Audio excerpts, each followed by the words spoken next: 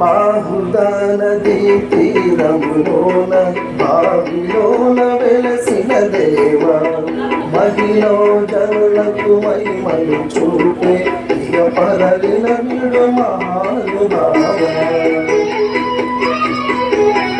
ఇష్టమైనది వదలిన నీకడ ఇష్ట కామ్యములు తీర్చే గణపతి. కరుణను చూపే వరములను సగి నిరతము పెరిగే మహాకృతి. సకల చరాచర ప్రపంచమే సన్నిధి చేసే విఘ్నుపతి. నీ గుడిలో చేసే సత్య ప్రమాణం ధర్మదేవతకు నిలుకొనుతానం.